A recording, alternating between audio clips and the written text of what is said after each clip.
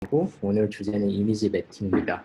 오늘 발표를 시작하기에 앞서서 간단한 영상 2개를 보고 시작하도록 하겠습니다.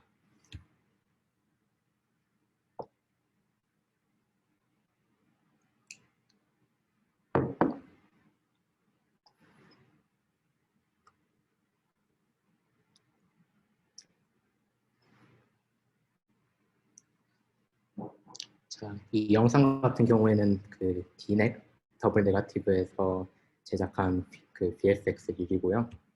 다음 영상 같은 경우에는 기생충 영화인데 덱스터 스튜디오에서 작업한 VFX 영상입니다.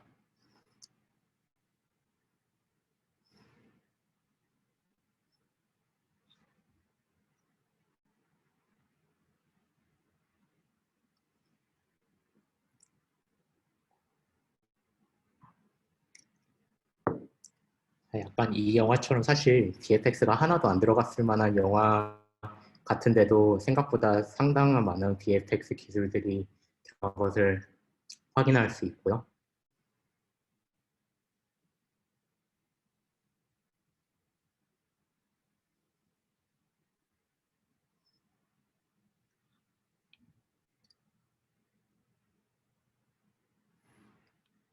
네, 그렇고 이렇게 영화계에서는 VFX를 사용해서 이제 그 그린 스크린이라고 하죠. 그린 스크린 같은 걸 사용해가지고 연기자들이 연기를 하고 이제 그 그린 스크린을 뺀 다음에 그 뒤에다가 이제 가상 씬이나 오브젝트 같은 거를 배치하게 됩니다.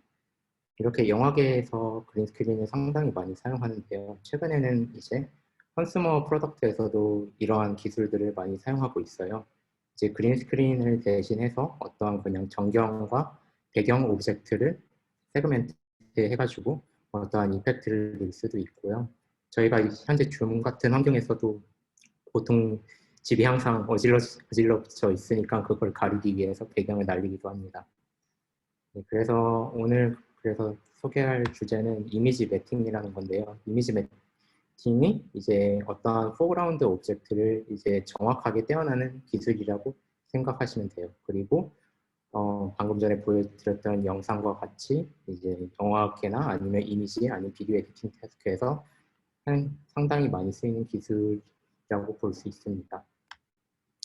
그래서 이제 이미지 매팅을 하기 위해서 필요한 식이 하나 있는데요. 그래서 이걸 매팅 이퀘이션이라고 불러요. 그래서 오른쪽에 보이는 왼쪽에 보이는 코알라 이미지가 있으면 이거를 정경하고 배경으로 나눠주게 되는데 수식은 다음과 같이 대문자 I, 소문자 I는 알파 F 플러스 1 마이너스 알파 B가 되게 됩니다. 그래서 F 같은 경우에는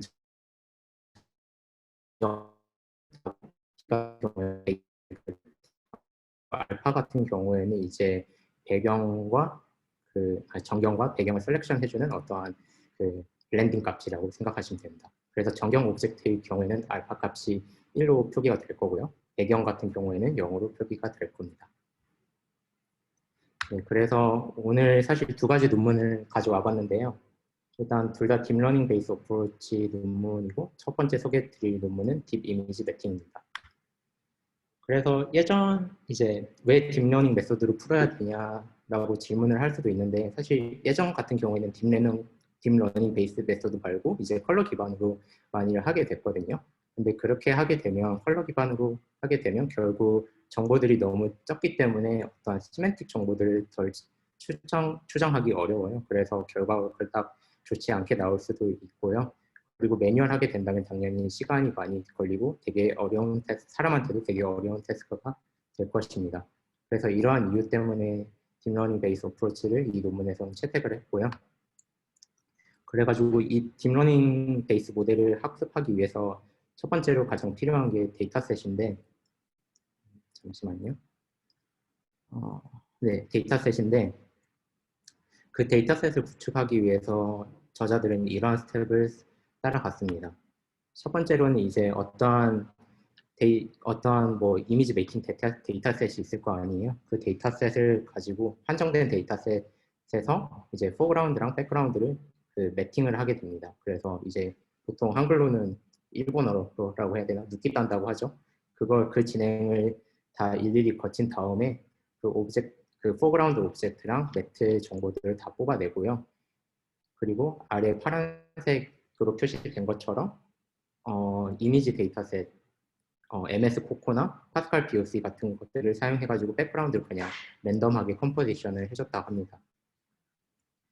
그래서 이렇게 생성된 데이터 수 개수가 포그라운드 트레이닝 셋으로는 포그라운드 오브젝트를 거의 500개 가량, 그리고 백그라운드 오브젝트 100개 해서 또 곱해서 거의 5만 개의 데이터를 만들었고, 그리고 테스트 데이터셋 같은 경우에는 50개의 유니크한 포그라운드랑 20개의 백그라운드를 사용해가지고 10,000개의 데이터를 만들어서 이제 실험을 이밸류에이션을 했다고 합니다.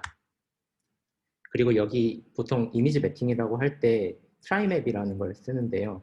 트라이맵 같은 경우에는 저희가 이미지 매트 마스크가 있기 때문에 그거를 줄였다 늘렸다 하는 방식으로 이제 트라이맵을 만들었습니다. 그럼 이제 트라이맵을 사실 모르는 사람들도 있을 수 있는데, 트라이맵은 일단 확실한 확실한 백그라운드일 경우는 영어로 지정해주고, 그 확실한 정경 오브젝트 같은 경우에는 1로 지정을 해주고요. 그리고 그 애매한 경계 지점들을 0.5로 해서 세팅을 해줍니다. 그래서 오른쪽 그림과 같이 이렇게 트라이맵이 생성되는 것을 볼 수가 있어요.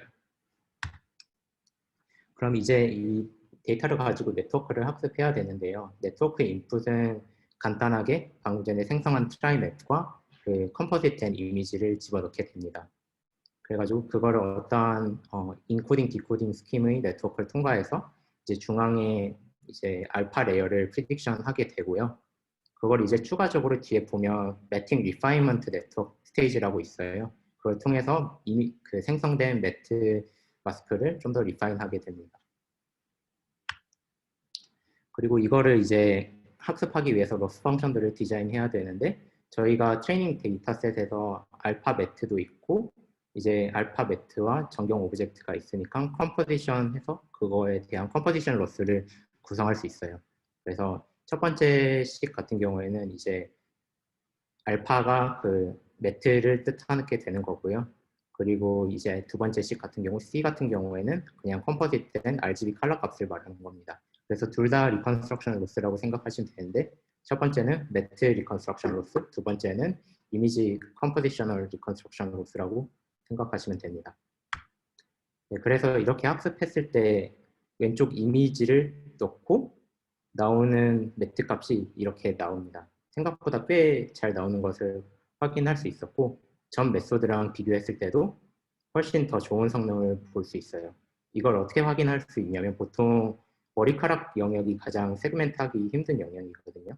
그거를 이제 그러므로 머리카락 영역을 좀 중심적으로 보면 되는데, 다른 것들은 뭔가 머리카락과 배경이 살짝 묻어서 이제 생성되는 걸 볼 수 있는데, 그 딥러닝 베이스 메소드는 이게 잘 되는 것을 확인할 수 있습니다. 그리고 이제 그 네트워크를 설명할 때 이제 리파이먼트 네트워크가 뒤쪽에 있다고 했잖아요. 그거를 이제 왜 필요한지에 대한 이제 에밸리에이션 스터디인데요. 그냥 잠시만요. 마우스가 안 보여서. 네, 일단 왼쪽 이미지를 이제 넣게 되고, 이제 그 다음 트라이맵을 인풋을 넣게 되면 이제 hours raw가 이제 refinement 네트워크 없이 prediction 한 거고요. 그리고 hours가 이제 prediction 있게 한 건데, 좀 그 머리카락 디테일 같은 것들을 보면, 그리고 이제 메쉬 디테일 같은 것들을 보면 좀 더 선명하게 나오는 것을 확인할 수 있습니다. 그래서 리파인먼트 네트워크가 그냥 프리딕트된 코스 마스크에서 좀 더 레지듀얼을 배우기 때문에 좀 더 이러한 디테일들을 잘 살릴 수 있다고 생각할 수 있습니다. 그리고 이거 방금 전에 얘기했던 거에 대한 다른 다른 이미지 데이터셋이고요. 이렇게 되게 아래 거 같은 그 두 이미지 둘 다 되게 어려운 환경인데, 자기네들 딥러닝 베이스 메소드로 했을 때 좋은 결과를 내는 것을 확인할 수 있습니다. 그래서 이렇게 이미지 매칭에 대해서 살펴봤는데, 사실 이미지 매칭이라는 걸 풀려고 하면 저희가 알아야 되는 게 그 방금 전에 매트 말고도 포그라운드랑 백그라운드 정보가 있는 거예요. 왜냐하면 그 원래 이미지 같은 경우는 i, small i로 표기가 되는데 저희가 모르는 게 알파, 그리고 f, 그리고 b가 있어요. 그래서 그 RGB까지 포함한 unknown variable 개수를 세보면 7개거든요. 그래서 항상 unconstrained 문제라서 사실은 약간 풀기 어려운 문제이기도 하고 그러한 비주얼 큐를 더 받아야 된다고 생각해서 후속 논문으로 뭐 Learning Based Sampling for Natural Image Matching이라는 논문이 나왔습니다. 그래서 여기에서 컨셉은 방금 전에 제가 설명했듯이 저희가 포그라운드하고 백그라운드 정보 컬러 이미지를 확실하게 모르기 때문에 이런 거를 미리 추가로 한번 학습해보자는 게 모티베이션이었어요. 그래서 전에 연구 같은 경우에는 이런 매트를 프리딕션 하는 방식이었다면 이번 연구에서는 이 매트뿐만 아니라 포그라운드, 백그라운드 이미지에 대한 RGB 컬러도 프리딕션 하면서 전체적인 이 식에 필요한 모든 정보, 7개의 정보를 다 추정을 해보자라는 게 목표였습니다. 그래서 네트워크 구조도 그거를 반영해서 만들었는데요. 그래서 자세히 보면 인풋으로는 트라이맵하고 인풋 이미지가 인풋 RBG 이미지가 들어가게 돼요. 그래서 SB를 통과하게 되면 어떠한 백그라운드 이미지를 생성하게 되는 거고요. 그 백그라운드 이미지랑 이제 트라이맵 그리고 인풋 이미지를 넣게 되면 포그라운드 이미지를 생성하는 네트워크 SF를 통과해서 포그라운드 이미지를 생성합니다. 그 다음에 그 포그라운드 이미지를 다시 넣어가지고 포그라운드 이미지, 생성된 포그라운드 이미지, 그리고 생성된 백그라운드 이미지, 그리고 원래 인풋이었던 트라이맵이랑 인풋 이미지를 넣어주게 되면 최종적인 알파베트가 나오게 됩니다. 네, 그래서 여기에서 이제 좀 생각해봐야 될 게 사실 인풋 이미지 전체를 넣어주지 않고 그냥 인페인팅 태스크로 해볼 수도 있잖아요. 그냥 이제 예를 들어 백그라운드 제너레이션 태스크라고 그러면 백그라운드만 남겨놓고 uncertain region하고 foreground region은 다 날려버리고 인페인트를 하라라고 또 정의할 수 있는데 그렇게 하게 되면 위에 같이 이제 인페인팅 태스크로 학습을 하게 되면 위에 같이 되게 블러리하는 리졸트를 다 만들게 되고 그러한 이제 저희가 알 수 있는 정보 파일을 사실 인풋 이미지를 주게 되면 좀 더 뚜렷한 이제 백그라운드 디테일 텍스처들을 만들 수 있다는 것을 확인할 수 있습니다. 그래서 이것도 사실 학습하는데 전 연구랑 되게 비슷한데요. 근데 이게 3가지 스텝으로 진행이 되잖아요. 그래서 있을 것 같아요. 첫 번째 같은 경우는 이제 주황색으로 표기되어 있는데 백그라운드랑 이제 포그라운드를 프리딕션 하는 로스 텀이고요. 그냥 일반적인 리컨스트럭션 로스라고 생각하시면 됩니다. 그리고 U 같은 경우에는 uncertain region을 표기한 부분이거든요. 그래서 이걸 슈퍼비전을 할 때 이미지 전체에 대해서 슈퍼비전을 하는 게 아니라 uncertain 슈퍼비전을 한다고 하시면 됩니다. 그리고 뒤에 있는 매트 프리딕션 네트워크의 경우에는 전 연구에 있던 로스들과 그리고 마지막으로 그라디언트 로스 텀을 하나 추가해 줘가지고 네, 학습을 했다고 합니다. 그래서 이제 이게 결과인데요. 왼쪽 같은 경우에는 이제 인풋 이미지랑 트라이맵이 표기되어 있고 두 번째 로랑 네 번째 로를 보면 좀 확대된 이미지예요. 그래서 이제 다른 그러니까 에벌레이션 스터디 하면서 하나씩 빼봤을 때 어떤 영향이 있는지 보여주는 거거든요. 근데 보시는 것처럼 모든 이제 그 기술들을 활용했을 때 가장 좋은 성능을 보이는 것을 확인할 수 있었고 그라운드트루스랑 가장 오른쪽에 있는 그라운드트루스랑 가장 가까운 것을 확인할 수 있었어요.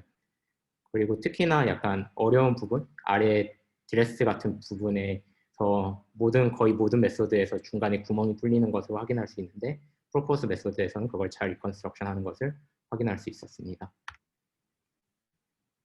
이건 뭐 다른 시나리오에 대해서 다른 이미지에 대해서 테스트한 건데요. 이제 주에돌 같은 경우에는 방금 전에 설명한 그 딥 이미지 매팅에 대한 논문이랑 비교를 한 거예요.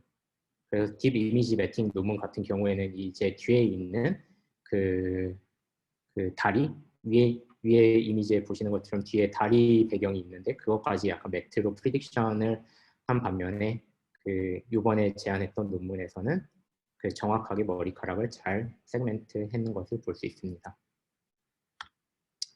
그래서 이제 2가지 논문을 소개해 드렸는데 다음 뭔가 되게 잘 되는 것처럼 보이잖아요. 그런데 이제 사실 풀어야 될 문제는 아직 엄청 많아요.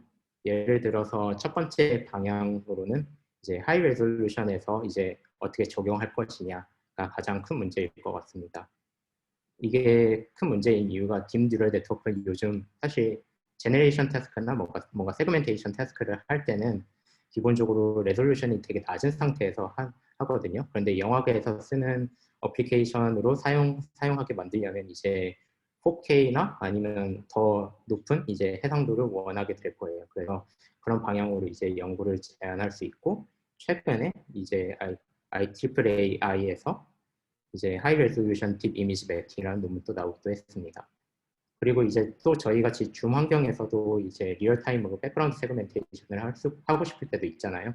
그런 경우를 위해서도 이제 연구가 계속 진행돼야 되는데요. 이것도 마찬가지로 좀 레졸루션이 높은 상태에서 네, 이미지 매핑이 당연히 가능해야 되고 리얼타임으로 돌아가야 된다는 것을 네, 강조해야 될 것 같습니다. 그래서 이러한 쪽으로 연구가 지금 계속 진행되고 있고 좀 더 발전이 되고 있어서 네, 앞으로 좀 더 좋은 이런 배팅 알고리즘이 앞으로 더 나오지 않을까 생각합니다. 네, 오늘의 발표는 여기까지 하겠습니다. 네, 질문 있으시면 해주시기 바랍니다. 감사합니다.